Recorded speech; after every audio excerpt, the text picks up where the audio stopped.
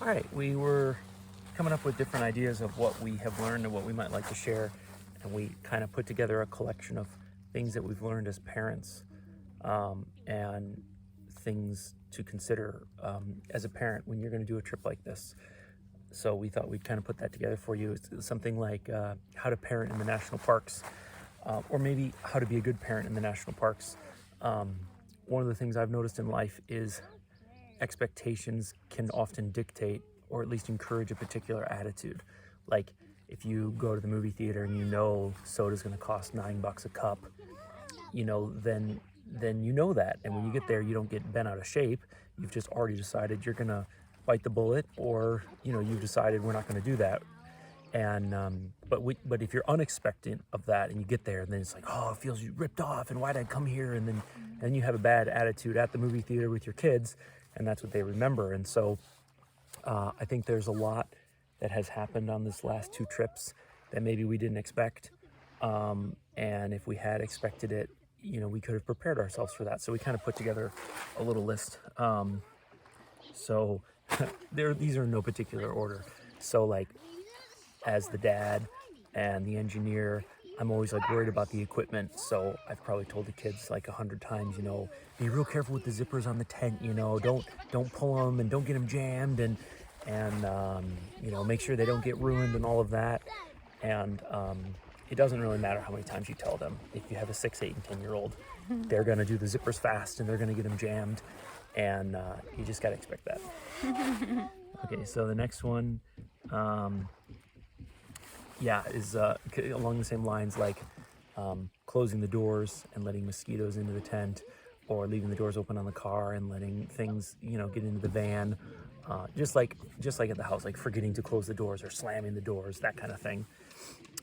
Spills. So one of the things that's great about outdoors is like if your kids do spill stuff, it's no big deal most of the time compared to on your nice carpet at the house.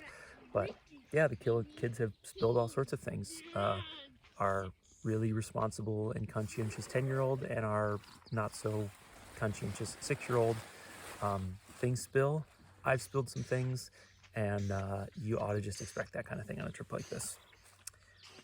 Really expensive firewood and ice. So my youngest son, who's coming up here, he loves fires. He wants to have a campfire at every single place we go to. And to where we're staying tonight, it's $6 a bundle. But when we were in Sequoia, which was kind of Peter has it, which was kind of like a highlight for our family, it was like $13 a bundle. And it was just like, oh, I just hate spending twice what something is worth. It doesn't matter if it's 50 cents and $1. I hate spending twice of what something's worth. And so I would just say I think 13 or 14 was about the most expensive firewood I saw. Most of the campgrounds are picked over, so you can't. I mean, you can pick here and there, but a lot of times it's forbidden to pick. And when it's not forbidden to pick, then there's normally not that much there. So, I bet we spent $150 on firewood, and same with ice. I mean, we bought ice in Sequoia for, it was like $7 for 5 pounds. I mean, it's just painful. Whereas at like Quick Trip gas station, it's like $1 for 5 pounds. 5 pounds. It's just, yeah. So just prepare yourself for that. It's just like the movie theater. Expect certain things like firewood and ice to be expensive. Some of yours are coming up, but the other one, my dad taught me this thing. He said, like, whenever you're taking on some big project, always expect things to cost 20% more and take 20% longer than you think. So I would say the same is true with this. There have been unexpected things that have happened where we've had to go to a super expensive grocery store, or we've had to buy gasoline in a super touristy part of town, or we've been out of food and gone to a restaurant unexpectedly, firewood and ice, those sorts of things. So just, if you're the kind of person who sets a budget and sets a goal and then you enjoy meeting that goal, just pad that goal by 15% or 20%, realizing that you're going to touristy parts of the country. You're going maybe from Tennessee to the West Coast where things are more expensive. You're not able to plan your day so perfectly like when you're at home in your own rhythm, and so you get sort of caught with your pants down once in a while, and you have to pay for that. Yeah, lights left on. So like my kids left the lights on over and over and over again in the car, and our car is older, so it doesn't turn them off. So then the battery's dead in the morning, and I'm always just like, God, you almost left us stranded in the middle of nowhere. And they're kids. Um, Bugs, yeah, letting bugs in. Dirty hands and feet. I mean, we were just talking about our youngest son. I mean, he like maximizes contact with the ground when he sits down. It's like if he can get dirty, he wants to get dirty. And I'm kind of the neat freak of the family, and it's like, oh, you got your toe, those new socks, and oh, we just washed that, and you already got it dirty. And it's like, they're clothes.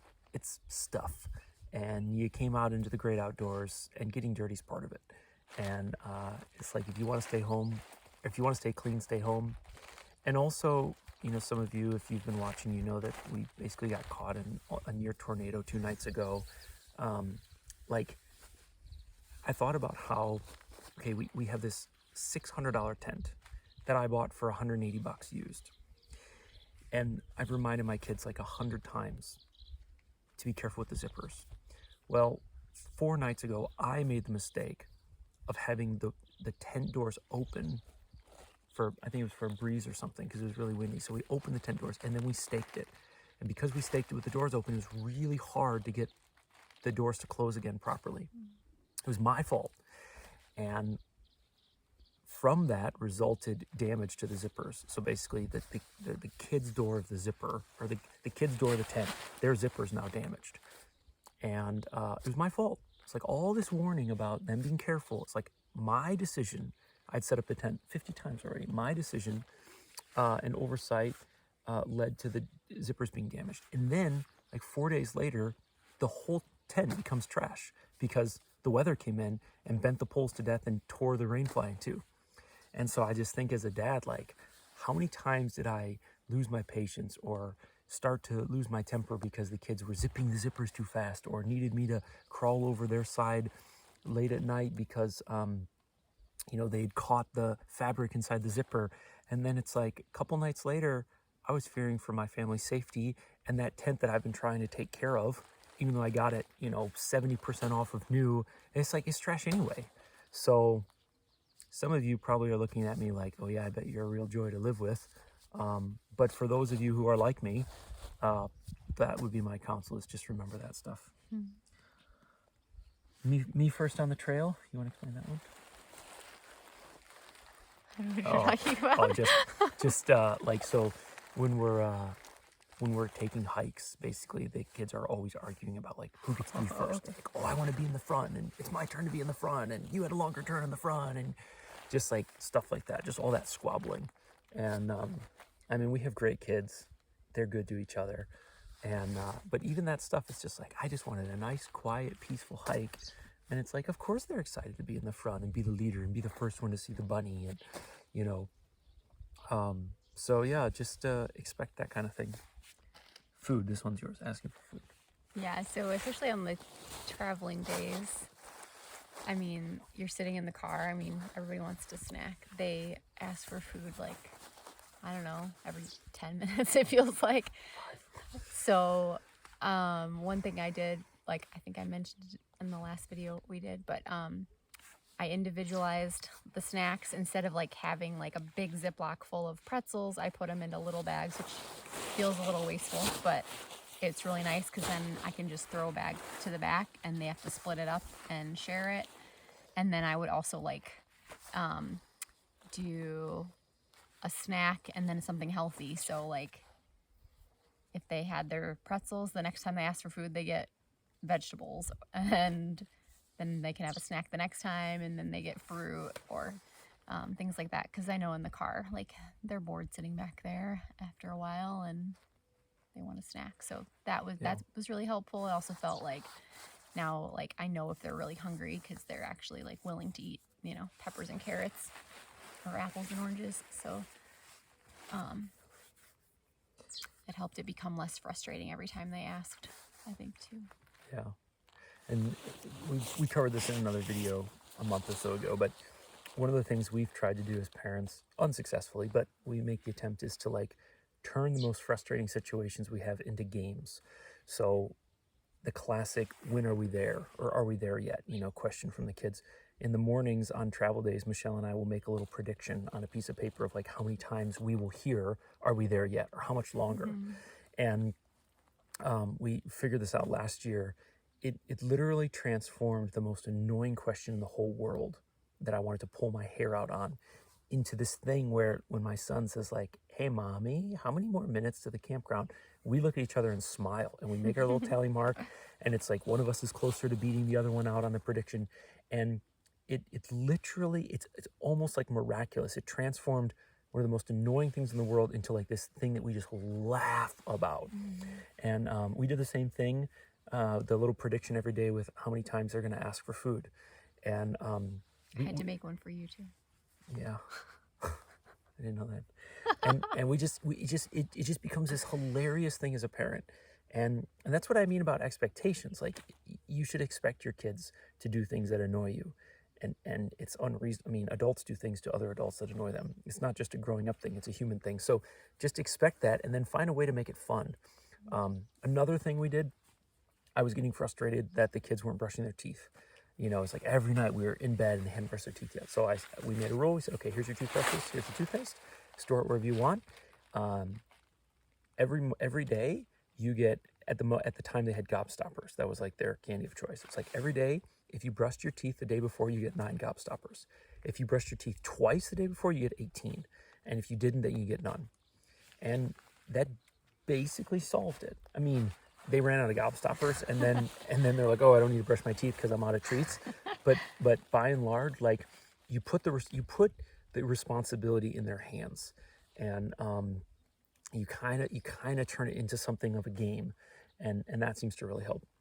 So a couple other tips when we're on the trail to keep things like from becoming mundane and discouraging. Sometimes we'll switch up like who's the leader. We'll do like 10 minutes of different kids up front, setting the pace and deciding when we get breaks. The trailblazer, right? The route finder.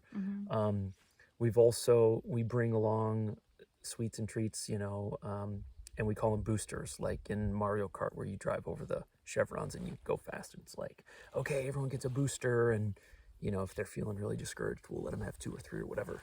On the couple really, really big hikes we've had, I basically said if you finish, everyone gets 2 scoops of ice cream. The other thing regarding trails, I may have mentioned this in another video.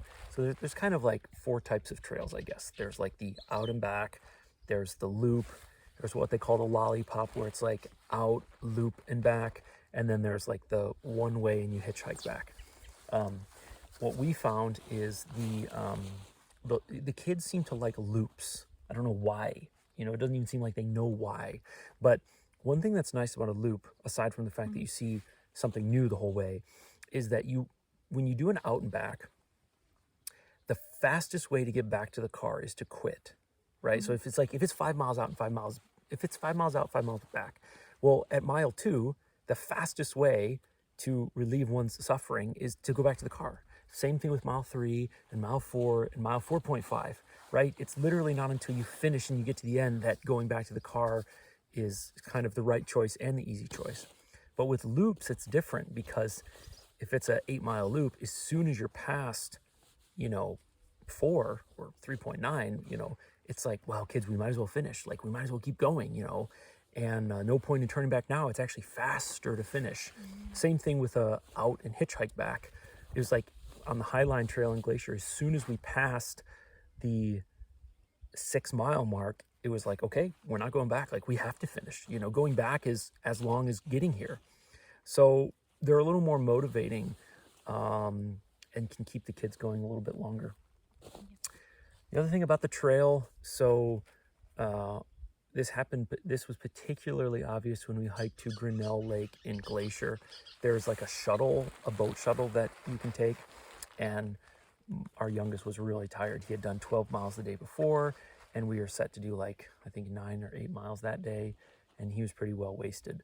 And I guess this was also in Rocky Mountain on the way back from Sky Pond. So the kids were pretty wasted and tired and discouraged and hopeful of the shuttle and all of that. It ended up not happening. And basically, I was out front setting the pace, up a fairly fast pace. My daughter Rebecca had a cramp, and Paul, my youngest, said that like his something hurt. I don't remember what his legs hurt.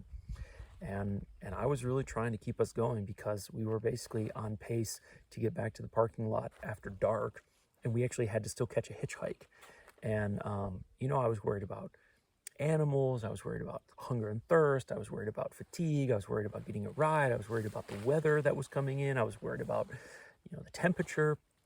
And it really was no fun at all being like this firm, stern, no, we're not going to take another break. Yes, you need to hurry up and hike. You got to keep pace with me. Like, go, go, go, go, go. And yet it was necessary. Like, there was no easy out. The fastest way back to the car was the way we were going. It was way too rocky and hilly for me to carry a kid safely. So, like, it wasn't like I was making the kids do something tough and there was this easier option. It was just tough.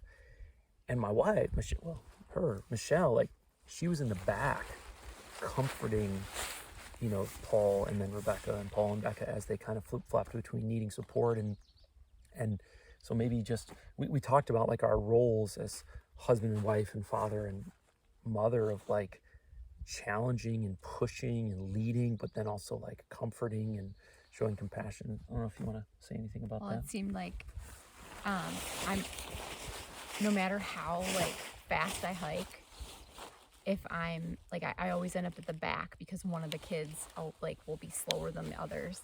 And so I realized it's like whoever has the complaint, like they come to me. So it doesn't matter. Like I'm always in the back because that's where the slow one will go.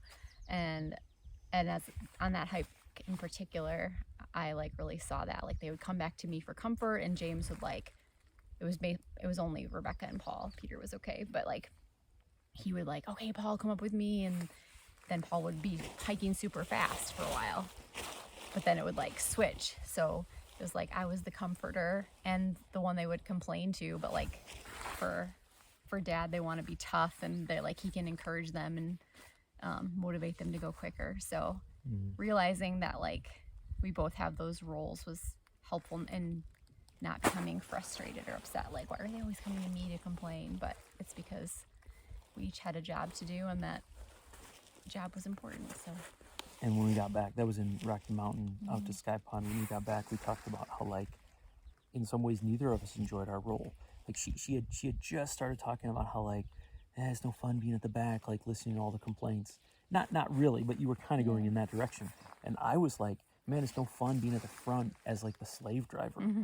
And yet both of our roles were necessary and needed, and it's kind of, two sides to the coin. So, yeah, those have been some of our experiences.